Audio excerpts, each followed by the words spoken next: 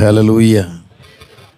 ஆண்டவராகிய இயேசு கிறிஸ்துனுடைய இனிதான நாமத்தில் யாவரையும் வாழ்த்துகிறேன், வரவேற்கிறேன். எத்தனையோ பேருக்கு அது பாக்கியத்தையும் கிருபையும் ஆண்டு வாழ்க்கையை தந்திருக்கிறார். அந்த கிருபைகளுக்காக கூட நன்றி செலுத்துகிறேன். என் தம்பி ஊரை இன்னைக்கு தாங்க தெரிஞ்சுக்கிட்டேன், வாகக்குளான்னு சொல்லி.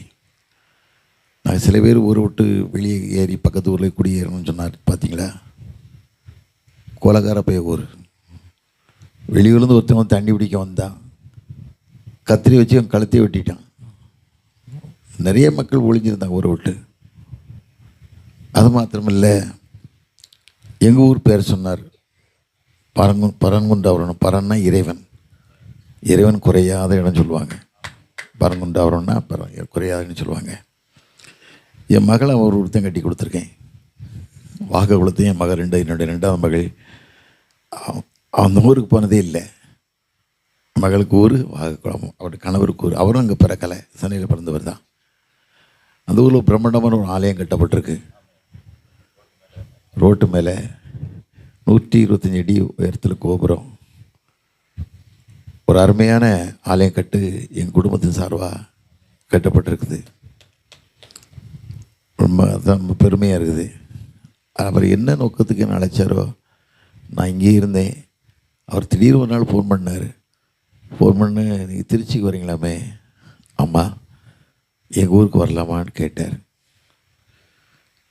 நான் நினச்சேன், யோசிக்காமல் நம்ம தம்பி அங்கே திருச்சியில் தங்கராஜ் இருக்கார், அவர்கிட்ட கேட்டுக்கிறேங்கன்னு சொன்னார். நான் சொன்னேன், கொடைக்கானல் ஊட்டி மாதிரி ஒரு ஏசியாக இருக்கும், நல்லாயிருக்கும் அப்படின்னு நினச்சேன். ஆனால் ஏசிக்கு மேலே ஏசியாக இருக்குது. அதான் சந்தோஷம். நல்ல மாளிகையாக கர்த்தர் கொடுத்த பெரிய கிருபையை நினச்சி நான் கடவுளுக்கு நன்றி செலுத்துகிறேன். ஏசியில் பிறந்து வந்தவங்க இல்லை. நான் பிறந்த உடனே எங்கள் ஊரில் கரண்டே கிடையாது, ஒயரிங் கிடையாது, கரண்ட்டு கிடையாது. சிறுவயனாக இருக்கும்போது எங்கள் ஊரில் கரண்ட் வந்துச்சு, பஸ் கிடையாது, ஒன்றும் கிடையாது. திருவிளக்கு 4 விளக்கு போட்டிருந்தாங்க. திருவிளக்கு போடும்போது சுவிட்சை ஆன்போதும் ஓடி ஓடி நான் எல்லா போஸ்ட்டையும் பார்ப்பேன், எப்படி லைட்டு வருது, எப்படி கரண்ட்டை கூடி வருது, எந்த பைப்பில் வருதுன்னு. அவ்வளோ அறியாமல் தெரியாமல் வாழ்ந்தோம். இன்றைக்கி ஆண்டவர் எல்லா கிருபையும் தந்து காணபடி எனக்கு கிருபையை தந்திருக்கிறார். நல்ல தகப்பனே, பகல் வேலைக்கா சமூகத்தின் நன்றி ராஜா. உடைய மாளிகையில் அமர்வது எவ்வளவு பாக்கியம் சாமி. அந்த கிருபையை தந்திருக்கீங்கப்பா. இன்றைக்கி எத்தனையோ மக்கள் எப்படியோ ஓடிக்கொண்டிருக்கும் போது நாங்கள் ஒரு சில பேர் மாளிகையில் வந்து கவலை மறந்து உங்களுடைய சமூகத்தில் துதிக்கும்படியாக கொடுத்த பாக்கியத்தை நினைக்கிறோம் ராஜா. எந்த நோக்கத்திற்காக அந்த அந்தோனியாபுரத்தை கழித்து கொண்டு வந்து எங்களுக்கு தெரியாது. இந்த கிராமத்து மக்களை விசேஷித்த கற்கொண்டு வழிநடத்தி ஆசீர்வதித்து காத்துக்கொள்ளுங்க. அடியான மறைத்து வெளிப்படுங்க. இயேசுவின் நாமத்தில் இருக்கிற நல்ல பிதாவே, ஆமென். ஹல்லேலூயா. அருமையான தம்பி ஒரு நல்ல சாட்சி சொன்னார். அவங்க மாமனர் 92 வயசு தான் இருக்கார். எங்கள் மாமனுக்கு 104 வயசு, இறந்துட்டார். எங்கள் மாமனர் வாத்தியார், ஒரு ஹையர் கிரேட் வாத்தியார். கோயிலில் அவர் தான் ஊழியக்கார். எங்கள் அத்தை அவருடைய மனைவி ஒரு ஆசிரியர். அவளுக்கு 5 பிள்ளைகள், 5 பெண் பிள்ளைகள். 5 பிள்ளைகளும் நல்லா படிக்க வச்சு நல்ல ஸ்டேட்டஸ் கொண்டு வந்தார். நானும் சென்னையில் வாழ்ந்துக்கிட்டு இருக்கேன். வாழ்ந்துக்கிட்டு இருக்கும்போது நான் ஒரு சைக்கிள் வியாபாரின்னு சொல்லுவாங்க. நான் சைக்கிள் தான் சுற்றுவேன். டெய்லி 100 கிலோமீட்டருக்கு மேலே சைக்கிளில் தான் போவேன். வேறு எந்த வசதியும் கிடையாது. அப்படி வாழ்ந்துக்கிட்டு இருக்கும்போது எங்கள் அம்மாவுக்கு ஒரு ஆசை.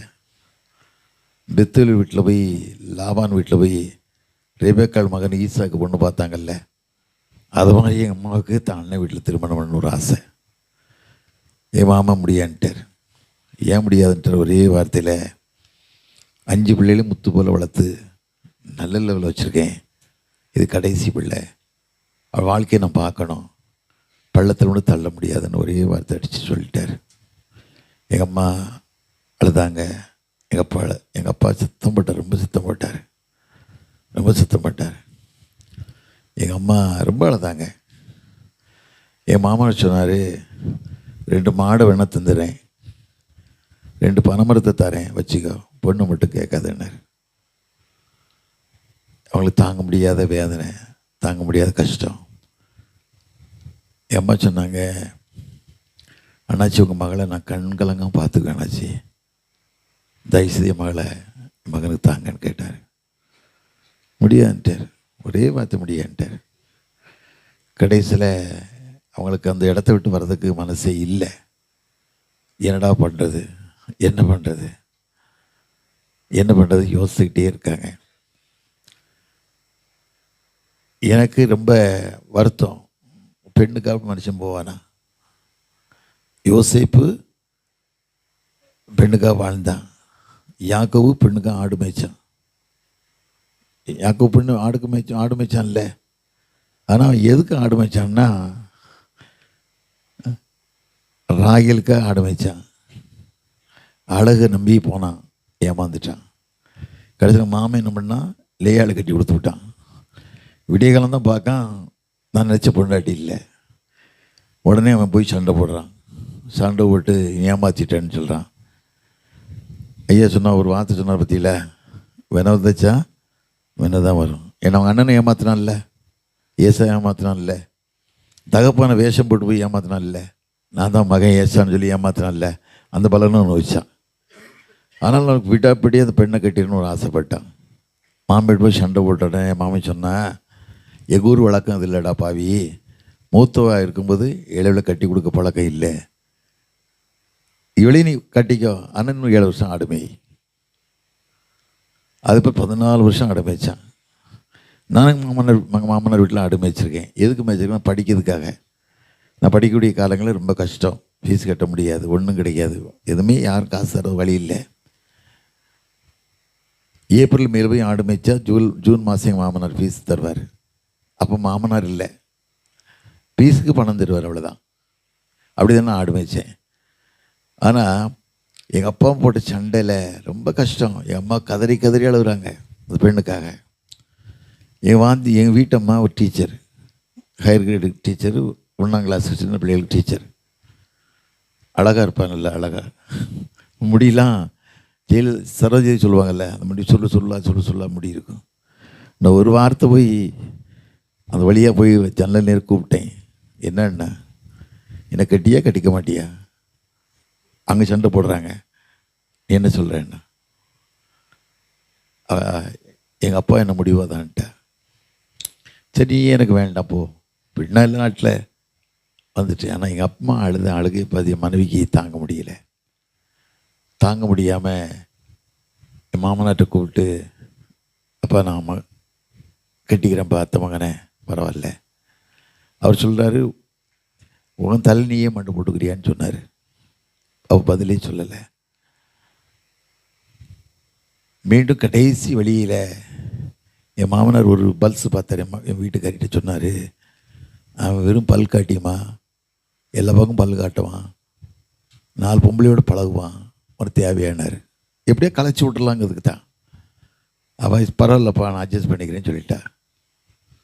எனக்கு ஜூலை 4ஆம் தேதி கல்யாணம். எனக்கு கல்யாணம் முடிச்சு இப்போ 45 வருஷம் முடிய போகுது, 46 ஸ்டார்ட் ஆக போகுது. அறிக்கையெல்லாம் வாசிக்கலை. அறிக்கை வாசிக்க மாமனார் ஒத்துக்க மாட்டேன்ட்டார். எனக்கு ஒரு மோதிரம் கூட போட மாட்டேன்ட்டார். எதுக்கு அவனை போடணுன்ட்டார். சர்க்கிள் லைசன்ஸ்னு ஒன்று இருக்குது, பிஷப்கிட்ட வாங்குவாங்க. எதுக்குன்னா பெண்ணு மாப்பிள்ளையும் பழகிடுவாங்க, அந்த பெண்ணு கன்சீவ் ஆகிடுவா, வெளியே தெரியக்கூடாது, ரகசியமாக கல்யாணம் பண்ணுறதுக்காக பிஷப்கிட்ட ஒரு பணத்தை கட்டி வாங்க. அப்படி தான் எனக்கு திருமணம் நடந்தது. ஜூலை 4ஆம் தேதி கல்யாணம். நாங்கள் 2ஆம் தேதி சிலேருந்து கிளம்புறோம். 3ஆம் தேதி விருதுநகரில் நான் இறங்குறேன். தென்காசி இறங்கணும், விருதுநகர் இறங்குறேன். ட்ரெயின் தான், கரி இன்ஜின் ட்ரெயின். அப்போது இறங்க போய் துலுக்கப்பட்டின்னு ஒரு ஊர் கிராமத்துக்கு போகிறேன். போயிட்டு நான் கொண்டு வந்து பையன் சைக்கிள் இடையில வச்சுட்டு, சைக்கிளை கொடுங்க வாடகை. பக்கத்தில் 8 கிலோமீட்டர் தூரம் நடந்து போகணும். நடந்து போய் அந்த 8 கிலோமீட்டர் சைக்கிளில் போனோம். போனால் அங்கே சவுந்தரராஜன் ஒரு செட்டியார், அவர் எனக்கு தர வேண்டிய பணம் காசு கேட்க போனேன். அவர் சொன்னார், பணம் இல்லைங்க, சிவகாசி வர வேண்டியிருக்கு, நான் வாங்கிட்டு வரேன்ட்டு போயிட்டார். போனவர் 3 மணி ஆச்சு, 4 மணி ஆக போது வரல. நான் எங்கள் ஊர் போய் எப்படி போய் சேருது? யோசிக்கணும் வந்தார், எனக்கு பணம் கிடைக்கலட்டார். அப்போ நான் சொன்ன ஒரே வார்த்தை, ஐயா பணம் கிடைக்கலன்னா பரவாயில்ல, என்னை சென்னைக்கு அனுப்பிடுங்க, எனக்கு திருமணமே நடக்காது அப்படின்னு சொன்னேன். அவன் மனைவி சொன்னாங்க, நம்ம கொடுக்க வேண்டிய பணம் தானே ஐயா, நம்ம கொடுக்க வேண்டிய பணம் தானே, எப்படியா கொடுக்கலாம். அந்த அம்மாவுடைய தாலி செயின் அடகு வச்சு எனக்கு கொடுத்தாங்க. கொடுத்து என் கூட சைக்கிளில் வந்து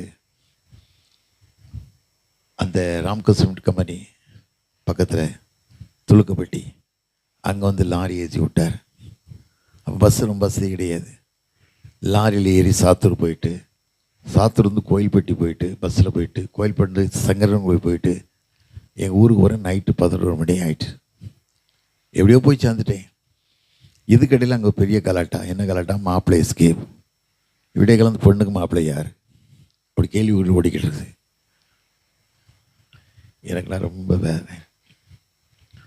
எங்கள் அம்மா ரொம்ப ஜெபம் பண்ணிக்கிட்டே இருந்திருக்காங்க, என் மகனை வேணும், என் மகன் வேணும் கேட்டாங்க. போன உடனே என்னையா ஆச்சுன்னாங்க. ஒன்றும் இல்லை மண்ணே, சாப்பிட்டியான்னாங்க. சாப்பிடலண்ணே. தம்பி சாம்பார் இல்லை, சோத்துக்கு தண்ணி ஊற்றியாச்சு, என்ன செய்யலான்னாங்க. கொஞ்சம் கொடுங்க, ரசத்தை இருந்தால் ஊற்றி சாப்பிட்டுக்கிறேன்னு.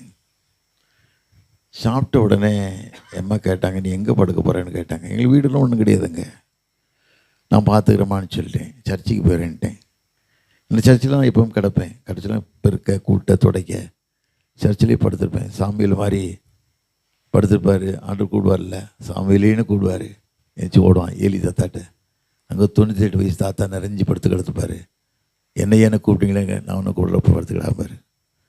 மறுபடியும் சாமியிலேயும் பாரு போய் கேட்பான், என்ன கூப்பிட்டீங்களே, உன்னை கூடல படுத்துக்கோ. 3வது கூடும்போது ஏலி உசாராயிடுவார். ஏதோ ஆண்டவனை கூப்பிட்றாருன்ட்டு கூப்பிட்டா, சொல்லும் அடின்னு கேட்குறேன், மட்டும் ஒரு வார்த்தை சொல்லுன்னாரு. அதே மாதிரி போய் படுத்துறேன்ட்டேன். ஆனால் ரொம்ப வேதனை இல்லை.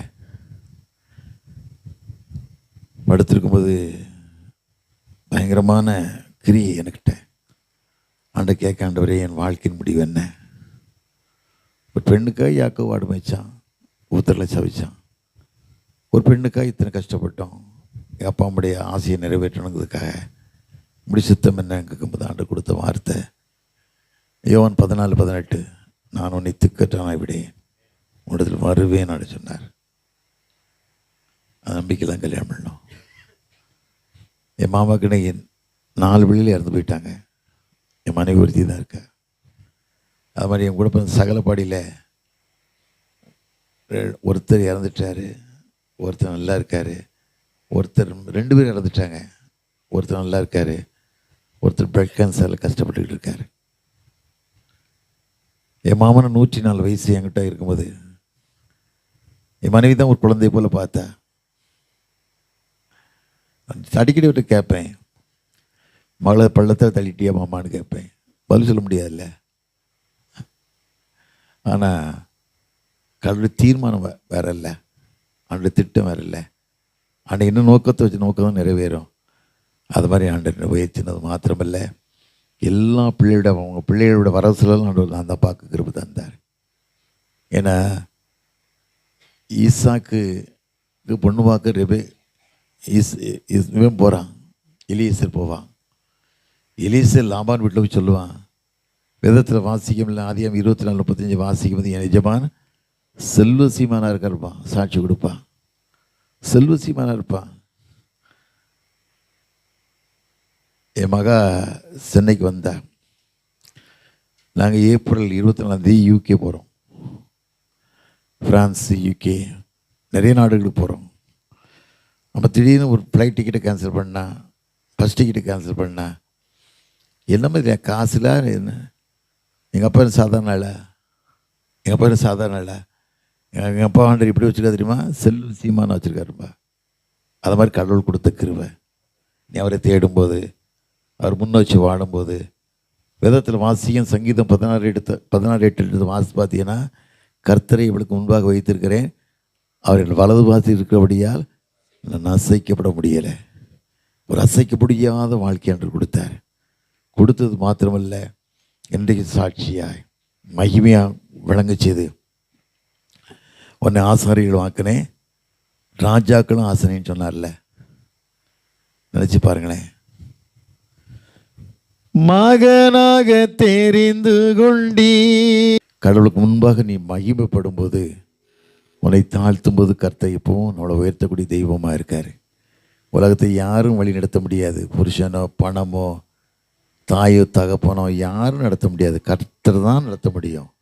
அந்த நம்பிக்கை முதல்ல வைக்கணும் கடவுள்கிட்ட. அந்த நம்பிக்கை கடவுள்கிட்ட நீ வச்சுட்டே அப்படின்னு சொன்னால் வாழ்க்கை பிரகாசமாக இருக்கும். வாழ்க்கை பிரகாசமாக இருக்கும், மகிமையான வாழ்க்கையாக இருக்கும். உலகத்தில் அவர் தான் பெரியவர். அது மாத்திரமல்ல, பரிசுத்தர். பரிசுத்தம்லாம் யாரும் தேவனை தரிசிக்கவே முடியாது. ஏதோ வாழ்ந்த நான் கிறிஸ்தவன், ஞானஸ்நானம் வாங்கிட்டேன், முழுக்க ஞானஸ்நானம் வாங்கிட்டேன், சந்தா கட்டிட்டேன், திராட்சரசம் வாங்கிட்டேன், அப்பம் சாப்பிட்டேன், நற்கண்ட பந்தியில் கலந்துட்டேன்னு சொன்னால் கூட ஆகாது, வேலைக்கு ஆகாது. ஒரு வாழ்க்கை தேவனுக்கு பிரியமான வாழ்க்கையாய், தேவனோடு வாழக்கூடிய வாழ்க்கையை, உண்மையுள்ள வாழ்க்கை வாழணும். வேதத்தில் வாசிக்கும் இல்லை, நீதிமொழிகள் 28:20 வாசிக்கும்போது, உண்மையுள்ள மனுஷன் பரிபூரணமான ஆசீர்வாதத்தை பெறுவான், ஐஸ்வரனுக்கு தீவிக்கிறவனோ ஆக்கினைக்கு தப்பான். இது உண்மையான வார்த்தை. எந்த வார்த்தையாக இருந்தாலும் தேவனோட வாழக்கூடிய வாழ்க்கை நம்ம வாழ்க்கையை தெரிஞ்சுக்கணும். அதான் அதுபோல் கடவுளுக்கு மகிமை எப்போ ஆண்டவர் துதிக்கணும். ஒரு வைராக்கியம் வேணும் வாழ்க்கையில். வேதத்தில் வாசித்து பாருங்கள். தானியேல் 5ஆம் இடத்துல சாத்ராக் மேஷாக் ஆபேத்நேகோ 3 மனுஷன் இருக்கான்.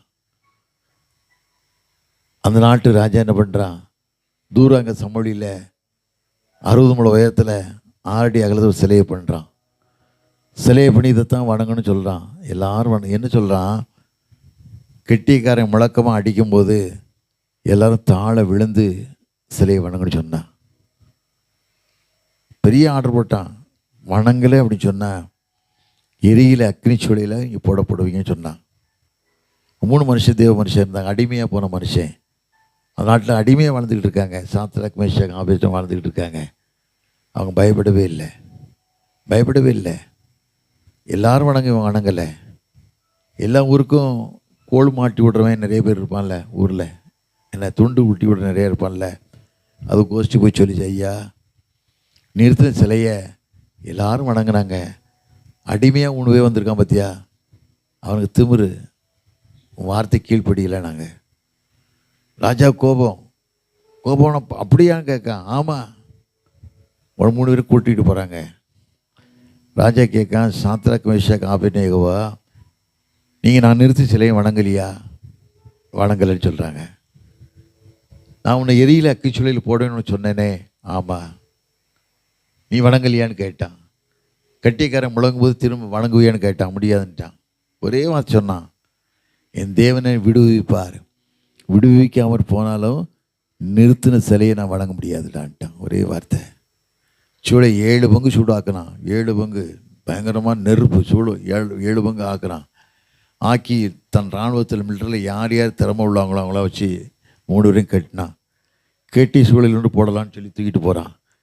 தூக்கிட்டு போனவெல்லாம் நெருப்பில் பட்டுன்னு செத்து போயிட்டான். அந்த பஸ்பம் மாதிரி ஆகிட்டாங்க. இந்த 3 பேர் விடுதலையாக போய் விழுந்தாங்க. 4வது ஆள் தேவபுத்திரன் அங்கே இருக்கார். இருந்து அவனை பாதுகாக்காரு. ராஜாவுக்கு பயங்கரமான ஷாக்கு. பார்க்கான்.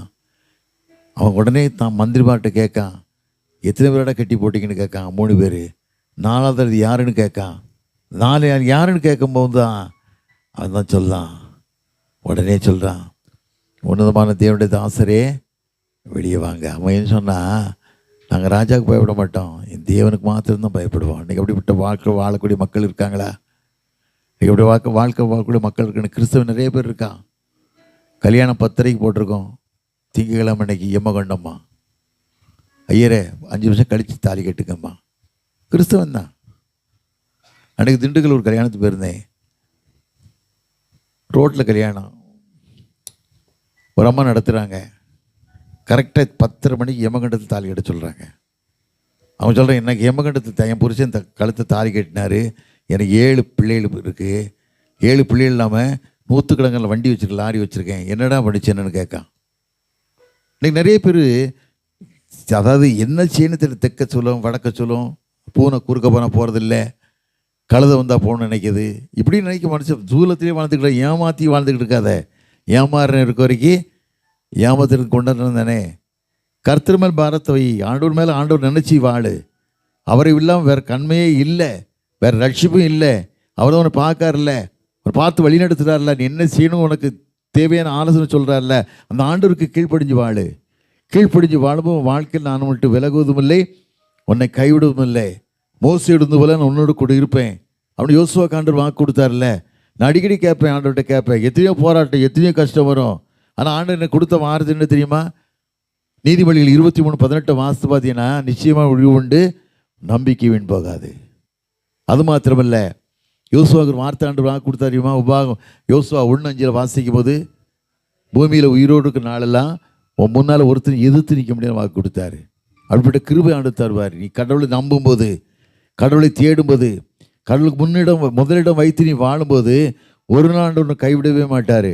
ஒன்றுமே செய்ய முடியாது. நீ கடவுளோட வாழும்போது சும்மா சேத்துல ஒரு காலம், ஆற்றுல ஒரு காலம், ஊருக்கு ஒரு வருஷம், புருஷனுக்கு ஒரு காலம், இதெல்லாம் வாழ்க்கை இல்லை. இப்படித்தான் நான் வாழுவேன். என் தெய்வனை விடுவிப்பார். சத்தமிஷன் அபயத்தை சொன்னாங்கல்ல, என் தேவனை விடுவிப்பார். விடுவிக்காட்டால் கூட நிறுத்து சிலையை நான் வணங்க முடியாதுன்ட்டான் ஒரே வார்த்தையில். ஒரு முறை நான் ஆந்திராவுக்கு போயிருக்கேன். ஒரு நண்பர் என் கூட வந்திருக்கார். அங்கே ஒரு பிராமணர் கல்லறை இருக்குது. இந்த பிராமணர் வாழ்ந்தது மயிலாப்பூர், பிறந்தது மயிலாப்பூர், செத்தது மந்திராலயம். மந்திர ஆந்திரா, வணங்குது கர்நாடகாரங்க. அறியாமல் தெரியாமல் வாழ்ந்துக்கிட்டு இருக்காங்க.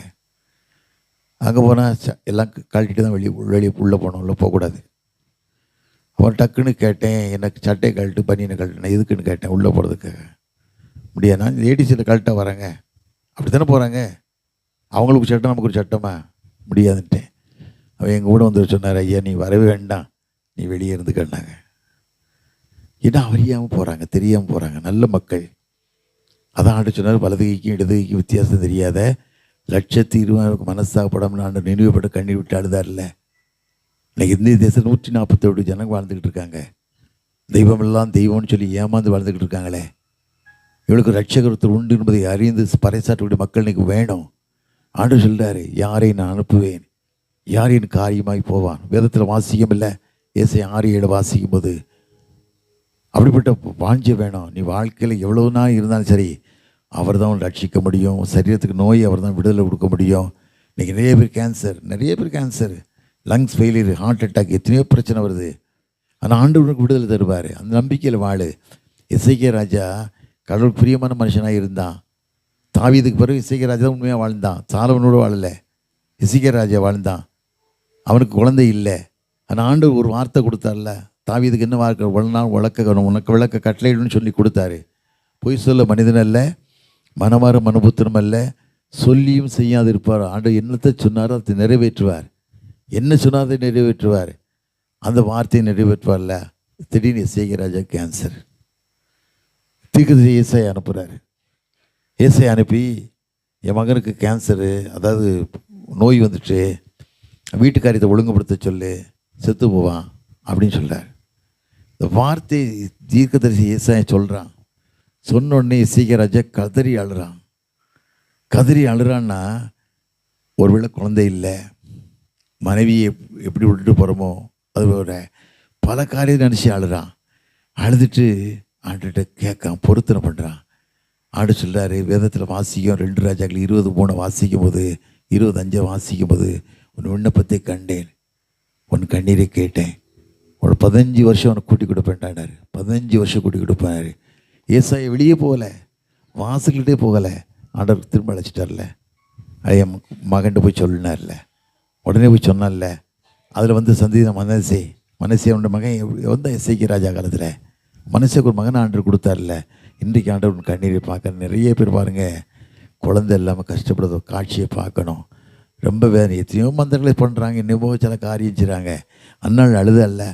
1 சாமுவேல் 1 வாசிக்கும் போது, எல்கானா புருஷன், பெனினாளூர் அவன் மனைவி, அவளுக்கு 10 பிள்ளைகள் இருக்குது. அந்நாள் குழந்தை இல்லை, அழுதல்லா, கதறி அழுற. சாப்பிட போனாங்க. சீலோவில் தேவாலயத்துக்கு போகிறாங்க. போகும்போது அங்கேயும் சாப்பிடாமல் இருக்கா. வயலுக்கான சொல்கிறான், 10 பிள்ளைகள் பேர் அருமையான நீ அல்லவா, 10 பிள்ளை பேர் அவனை நேசிக்கல, அப்படியே சொல்கிறான், அவன் கேட்கல. ஆனால் ஒரே தீர்வை, ஒரே வழி ஆண்டவர் தான் நினச்சி ஓடுறா, தேவாலயத்துக்கு ஓடுறா. தேவாலயத்தில் போய் அழுறா. அங்கே தாத்தா 98 வயசு தாத்தா ஏறி படுத்து கிடக்காரு. அவளை பார்க்காரு. பார்த்துட்டு சொல்கிறாரு, இவன் அழுக கண்ணீர் விட்டு அழுறா, உதடு திறக்கலை, வாய் திறக்கலை, அப்படி மௌனமே இருக்கா. இவன் நினைக்கிறாரு ஏதோ குடிச்சிருப்பாளோ வெறிச்சிருப்பாளோ நினச்சி அவள்கிட்ட கேட்காரு, உன் குடியை விளக்கு, உன்னை விட்டு விளக்கு, எந்த மட்டும் குடிச்சிருப்பா, குடியை விளக்குன்னு சொல்கிறாரு. ஒரே வார்த்தை சொல்ல, ஐயா நான் வேசியின் மகள் அல்ல, ஒரு மனக்கிலேச ஸ்ரீ, மனபாரத்தில் அழுகிறேன், ஒவ்வொரு நாட்களும் வேதனையோடு வாழ்ந்துக்கிட்டு இருக்கேன். சேலத்தில் ஏஜென்ட் ஒருத்தர் இருக்கார். அவர் ஒரு தண்டபாணி. அவர் கடையில் ஒரு பெரிய விக்கிரக சிலை இருந்தது. ஒரு மந்திரவாதி சிலை கிட்ட உட்காந்துருப்பான், தாடி வளர்த்து, சிகரெட் பிடிச்சிக்கிட்டே, செயின் சுமக்க சிகரெட் பிடிச்சிட்டே இருப்பான். இவருக்கு உடம்புல கேப்பே இருக்காது, எல்லா இடத்தையும் போட்டு வச்சுருவார். இடம் எங்கே இருக்கோ அங்கெல்லாம் போட்டு வச்சுருவார். போட்டு வச்சுட்டே இருப்பார். திடீர்னு அந்த மந்திரவாதி காலுக்கிட்ட போய் அவன் காலை தொட்டு கும்பிடுவார். அவன் குடிக்காரன், கஞ்சா பேர் வழி, இது அவனுக்கு தெரியாது. தெரிஞ்சிருந்தாலும் போய் செய்கிறாரு. நான் ஒரு கலெக்ஷன் போகும்போது 2 முறை 3 முறை பார்த்தேன். ஏன்னா சமயம் வாய்த்தாலும் வாய்க்காட்டாலும் திருவசனத்தை பேசணும், சொல்லணும். என் வாசை நான் சொன்னேன், ஐயா அவர் மனுஷன், ஐயா அவர் மனுஷன், என் காலை போய் தோன்றிய, குளிச்சு எத்தனை வருஷமோ தெரியலையே, காலத்தோட முகத்தை வச்சு மோந்து பாரு, அழகாக வாடை இருக்கும். எப்படி வாடை இருக்கும், அடக்கொழியை பார்ப்பாங்கல்ல, அது மாதிரி இருக்கும்ல, பாருன்னு. அவர் விட்டுட்டார். கடைசியில் ஒரு நாள் வாக்கு சொன்னேன், குடும்பத்துக்கு ஒன்று வேணா வச்சுட்டு போயிடுவான், குடும்பத்தையும் அவன் அடிச்சுட்டு போயிடுவான்னே. அதே மாதிரி ஒரு தப்பு பண்ணிட்டான். அதுக்கு பிறகு தான் அவர் தெரிஞ்சு ஆண்டவர் தான் மெய்யான வழின்னு தெரிஞ்சார். நான் ஒன்று பிரதர் தினம் ஐயா இருக்கும்போது காரணியால் கூப்பிட்டு போய் அப்பாயின்மெண்ட் வாங்கி ஒரு 5 மணி நேரம் பிரதரோடு இருந்தார். சேலத்துக்கு மோகன்சி மீட்டிங் வரும்போது பிரதர்கிட்ட சொல்லி அங்கேயும் ஒரு 5 மணி நேரம் இருந்தார். செய்திகள்லாம் கேட்டார், வார்த்தைகள்லாம் கேட்டார். ரட்சிக்கப்பட்டவங்க மனைவி மாட்டேன்ட்டாங்க. அந்த மாதிரி காந்திமதி முடியவே முடியாதுண்டா, வெள்ளாள இனத்தை சேர்ந்தவங்க முடியாதுன்ட்டார். அது இவருடைய வாழ்க்கை, இவருடைய சிநேகம் தான் பார்த்தாரு. வீட்டில் 10க்கு 10 ஒரு பெரிய படம் இருந்தது. அந்த படத்தை ரோட்டில் போட்டு எரிச்சார். நீ தானே என் குடும்பத்தை கெடுத்துட்டே அப்படின்னு சொல்லி எரிச்சார். இவர் சந்தோஷமான வாழ்க்கை, மனைவிட்டு பேசுகிற வார்த்தையை பார்த்து இந்த அம்மாவை ரேசா அப்படி மயங்கி வந்தாங்க. வாங்கி ஆடை நேசித்தாங்க. நேசித்து வீட்டில் செவ்வாய்க்கிழமை தோறும் ப்ரேயர் மீட்டிங், வீட்டில் ப்ரேயர் மீட்டிங். ஒரு மகா திடீர்னு அவர் வீட்டுக்கு வந்தா ஜோபத்துக்காக. என்ன சொல்லி வந்தான்னா, என் கணவர் என்னை அழகாக என்ன ரொம்ப நேசிக்காரு, ஆனால் எனக்கு குழந்தை இல்லைக்கா, செக்கப் பண்ணால் உடைய யூட்ரஸ் வேறு பக்கம் திரும்பிடுச்சு, குழந்தைய இருக்கான்னு டாக்டர் சொல்லிட்டாங்க, என்ன செய்ய, நான் அழகாருங்கன்னு சொல்லி என் கணவருக்கு என்னை விட்டுட்டு போக மனசு இல்லை. நான் கூட சொன்னேன், நீங்கள் வேறு திருமணம் பண்ணிங்கன்னு சொல்லிட்டேன், கேட்கல. என் மாமியார் சொல்லுதாங்க, குழந்தைக்கு அவர் மனைவியை கட்டு அப்படின்னு சொல்கிறாங்க, என்ன செய்யட்டுன்னு கேட்குறக்கான்னு சொன்னா. உடனே இந்த அம்மா சொன்னாங்க, அடுத்த வாரம் செவ்வாய்க்கிழமை வா, கொஞ்சம் பாசிட்டிங்க வா. இவங்களும் அறியாண்டவர், அறியா கொடுத்து பிறந்த மனுஷி, பாசிட்டிங்க விட வந்தாங்க. வந்த உடனே அன்னைக்கு ஆண்டவர் கிருபை செய்தார். ஒரு அருமையான ஆண் குழந்தையை பெற்றெடுத்து கடவுளுக்கு மகிமையாக சாட்சியாக ஆண்டவர் வச்சுருக்கார். காரணம் கேட்டால், கர்த்தர் பெரியவர், கர்த்தர் பெரியவர். அது மனசில் நினைக்கணும். அன்னைக்கு நிறைய பேர் மறந்துடுறாங்க. நான் மேட்டூருக்கு போயிருந்தேன், மேட்டூரில் ஈரோடு போயிருந்தேன். ஒரு தம்பி என்னை கூப்பிட்டு, ஐயா அந்த பிருந்தாவன் ஹோட்டல் மேனேஜர் குழந்தை இல்லையா, 11 வருஷமாக குழந்தை இல்லை, கொஞ்சம் ஜோபண்ணா, எங்கள் முதலாளி வந்து ஜோபண்ணா நல்லா இருக்குன்னு சொல்லிட்டேன், வர முடியுவான்னு கூப்பிட்டார். நான் போனேன், கல்லால் உட்காந்துருந்தேன், கூப்பிட்டேன். எங்கெங்கே இடமெல்லாம் அங்கெல்லாம் வச்சுட்டார், எங்கெங்கே என்ன கட்டிடமோ அங்கெல்லாம் கட்டி வச்சுருக்காரு. நான் பார்த்தேன், கூப்பிட்டேன், தம்பி இதெல்லாம் இல்லைன்னா ஆண்டவர் உனக்கு செல்வாக்கு இருக்காது, உனக்கு குழந்தை வேணுமா, மனைவெல்லாம் வரப்போகுது, ஆனால் கிருபை தான் ஆண்டு தர போகிறாரு. அவன் ஆசையில் எல்லாத்தையும் கழட்டி ஜெபம் பண்ண உடனே அதுக்கு அடுத்து கரெக்டாக 10ஆம் மாதம் பெண் குழந்தை, 13 ஆண்டுகளாக குழந்தை இல்லை மகளுக்கு. இப்போ அந்த மகன் இறந்துட்டான். காரணம் கேட்டு அந்த வழியை விட்டு மாறி போய் இப்படியே போயிட்டான். குழந்தை வந்த பிறகு இப்படியே மாறி போயிட்டான். இன்றைக்கி நிறைய பேர் மக்கள் அப்படித்தான். லாபம் கிடைக்க வரைக்கும் தான், கடவுள்கிட்ட கிருபை வர வரைக்கும் தான் நிறைய பேர் வாழ்கிறாங்க ஒழிய அதுக்கு பிறகு அலட்சியம் ஓடிக்கிறாங்க. அது வாழ்க்கை இல்லை. ஆண்டவர் எப்பவும் நெருங்கி வாழணும், கடவுளுக்கு பிரியமாக வாழணும். ஆண்டவர் வாழக்கூடிய பிள்ளைகளாக வாழும்போது கர்த்தர் நிச்சயமாக நம்மளை வழிநடத்துவார், நிச்சயமாக வழிநடத்துவார். இன்றைக்கி நிறைய பேர் மறந்துடுறாங்க. அன்றைக்கி சேலத்தை பாருங்கள், அந்த குடும்பம் அன்றைக்கி ரட்சிக்கப்பட்டு பெரிய லெவலில் வாழ்ந்துக்கிட்டு இருக்காங்க. அவன் சாட்சி சொல்லி இன்றைக்கி மகிமையாக வாழ்ந்துக்கிட்டு இருக்காங்க. அது மாத்திரமல்ல, மகனுக்கு பொண்ணு கிடைக்கல.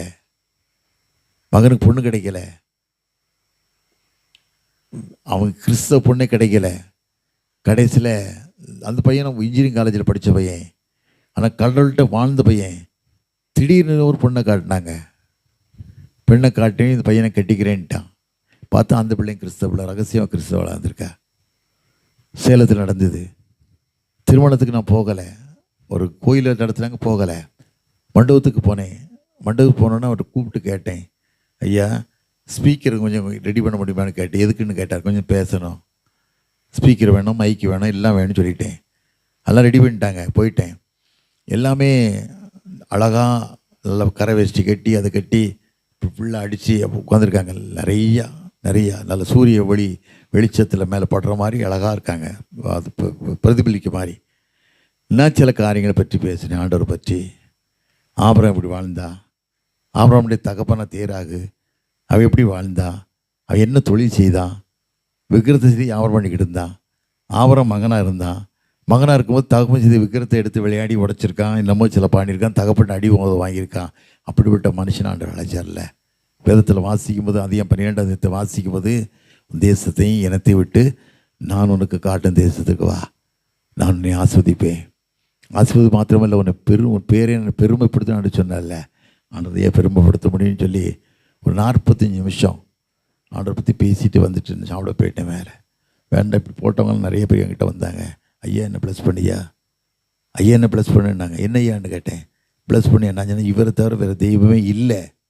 எளியா காலத்தில் பாருங்கள், 3 வருஷம் மழை இல்லை. ஜனங்கள் பாவத்தில் அழிஞ்சிட்டாங்க. மழையே இல்லை, 3 வருஷம் மழை இல்லை. ஆகாபராஜா காலத்தில் பயங்கரமான பஞ்சம், எங்கேயும் தண்ணி இல்லை, ஆடு மாட்டுக்கு இல்லை. அங்கே ஒரு அரண்மனை மனுஷன் உபதியான ஒரு மனுஷன் வாழ்ந்துக்கிட்டு இருக்கான்.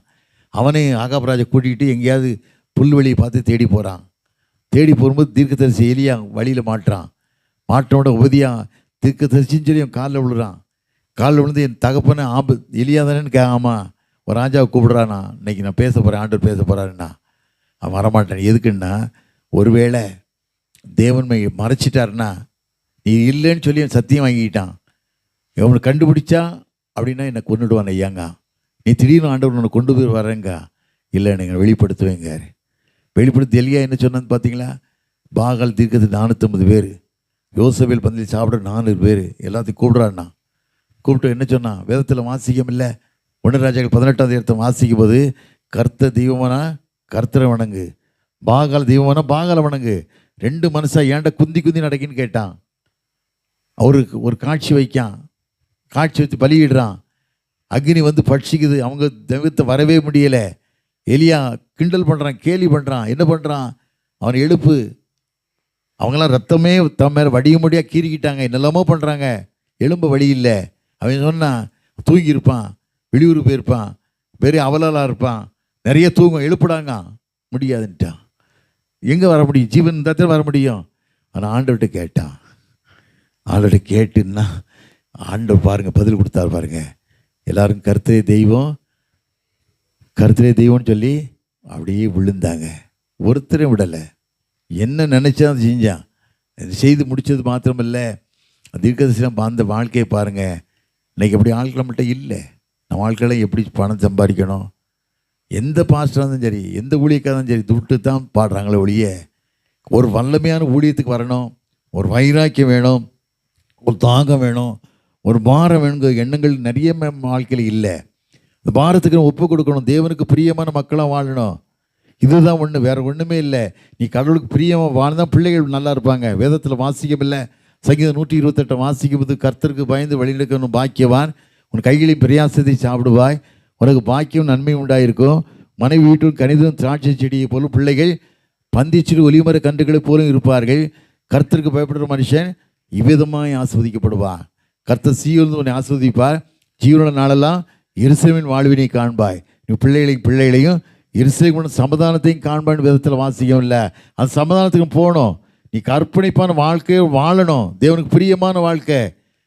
உலகம் இன்னைக்கு மிரட்டும். எலியா அப்படி செய்து உடனே யோசேபேலுக்கு ரொம்ப வேகம், ஆள் அனுப்புகிறா, இதுக்கு எலியாட்ட அனுப்புகிறா. எழுப்பி, என் தேவர்களை என் மனுஷெல்லாம் கொண்டுட்டடா, நாளைக்கு இதே நேரத்தில் உன் ஜீவன் உலகத்தை இருந்தால் நீ பாரு அப்படின்னு சொல்லி சவால் விடுறா.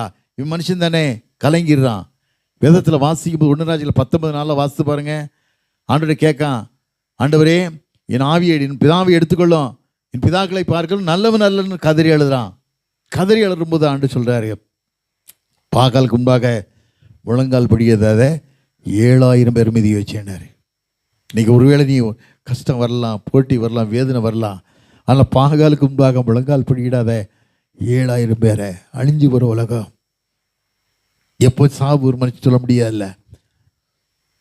தான் ஆண்டவர் கேட்பாரு, இந்த உலகத்தை வாழ்க்கையை முடித்து ஜட்ஜ்மெண்ட் முடிஞ்சு கடல்கிட்ட போகும்போது கேட்பாரு, நீ எனக்கு என்ன செஞ்ச? உனக்கு ரத்தம் சிந்தனை இல்லை, உனக்கு இத்தனை பாடுகளையும் பட்டேனே, எனக்கு செய்த என்ன செய்த? உலகத்தை எந்த பணமும், எந்த ஃப்ளாட்டும், எந்த இடமும், எந்த காலேஜும் மனுஷனை காப்பாற்றாது. வேதத்தில் வாசிக்கும், நீதிமொழிக்கு 10:22 வாசிக்கும், கர்த்தரின் ஆசீர்வாதமே ஐஸ்வர்யத்தை தரும், வேதனை கூட்டார். ஒரு வேதனை இல்லாத வாழ்க்கை வேணும்னு சொன்னால் ஆண்டவர் மாத்திரம்தான் தர முடியும். நல்ல மனசில் வச்சு வாழணும். நிறைய ஊழியக்காரனை சொல்கிறது அதுதான், பணத்தை நோக்கி போகாத ஐயா, பணம் அழிச்சிரும். வாழ்க்கை சீராக இருக்கட்டும், பணம் அழிச்சிரியா சொல்லி எவ்வளவோ சொல்லுவேன். இல்லையா, ஒரு தீர்க்கதரிசி, அவனுக்கு ஒன்றுமே தேவையில்லை. நாட்டில் 3 வருஷம் பஞ்சம், ஒன்றுமே இல்லை. யார் காப்பாற்றுவான் அதை பற்றி அவன் கவலைப்படவே இல்லை. ஆடு சொன்னார், யோர்தானுக்கு அடுத்து சீதோனுக்கு அடுத்து சாரிபத்து இந்த ஊருக்கு போடான்ட்டார். கீரி தட்டாண்ட போன்ட்டார். ஆட்டில் உட்காந்துருக்கான், ஆற்று தண்ணீரை குடிக்கான். ஆற்று மணலுக்கும் அதுக்கும் சும்மா தண்ணி தெளிதேன்னு மாதிரி வரும் தண்ணி. அந்த தண்ணியை குடிச்சுக்கிட்டு இருக்கான். காலையிலையும் மாலையிலும் காகங்கள் உணர்ந்து ரொட்டியும் இறைச்சியும் கொடுக்க சாப்பிட்டுக்கிட்டு இருக்கான். தண்ணி வற்றி போச்சு. எலியை வருத்தப்படவே இல்லை. அவன் ஏன் வருத்தப்படுறான்? தன்னை உருவாக்கின தெய்வம் உண்மையுள்ளவர், வருத்தப்படவே இல்லை. ஆடு சொன்னார், சீதோனுக்கு அடுத்த சாரிபத்து ஊருக்கு போவாங்க, ஒன்று 7 தாய் கட்டளையிட்டு இருக்கேன்னாரு. அந்த ஊருக்கு போகிறான். ஆடு சொன்ன வார்த்தை அப்படியே கீழ் பிடிச்சி போகிறான். ஒரு 7 தாய் விறகு பொறுக்கிட்டு இருக்கா. எதுக்கு? பஞ்சம் 3 வருஷம், ஒன்றும் இல்லை, கொஞ்சம் மாவு கொஞ்சம் எண்ணெய் இருக்குது. 2 விறகு பொறிக்காந்து அடுப்பத்தை வச்சு கல்லை சூடாக்கி அந்த மாவை போட்டு சொட்டு தானும் இந்த மகனும் செத்து போகணுங்கிறதுக்காக வந்திருக்கா. அவன் கைதட்டி கூப்பிடுறான்.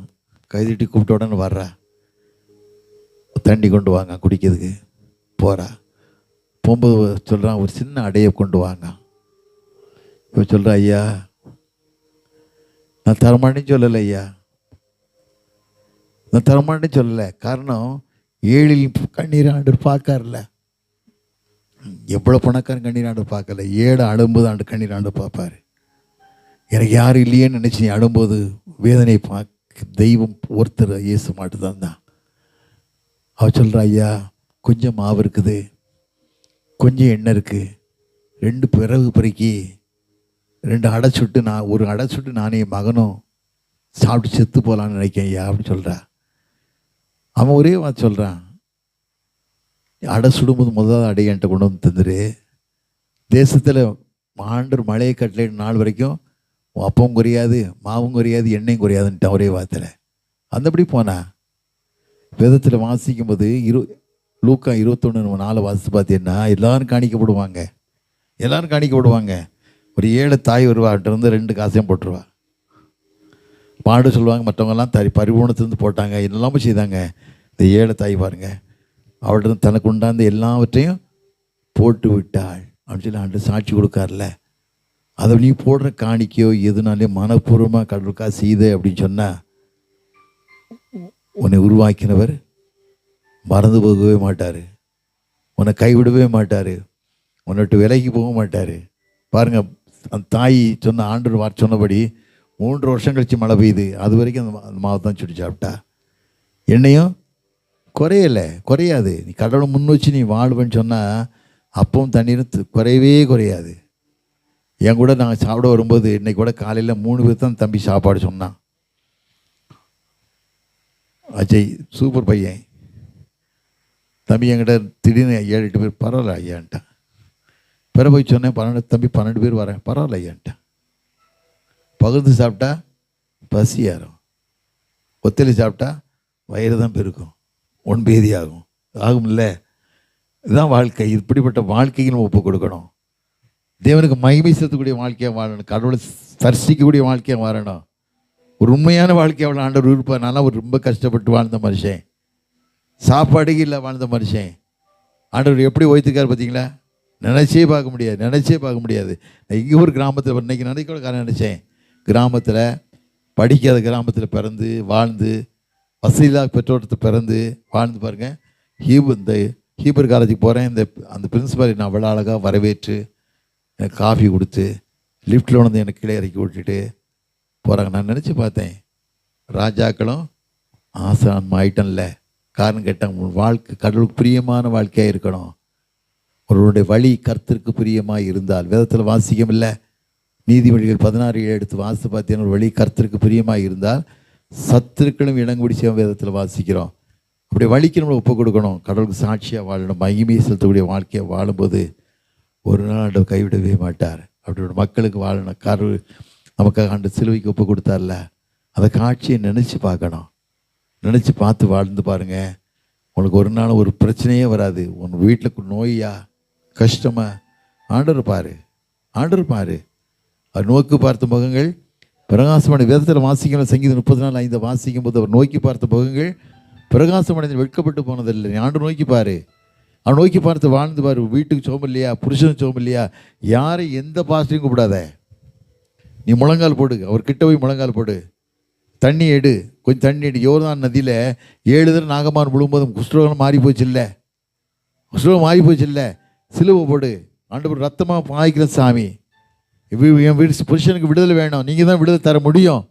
நான் படிக்காத மகா, ஏழை மகா, நீங்கள் விடுதலை தர முடியும்னு சொல்லி கேட்டுப்பார். அந்த நிமிஷத்தில் ஆண்டவர் விடுதலை தருவார். அந்த நிமிஷத்தில் அது மாறவே மாறாது.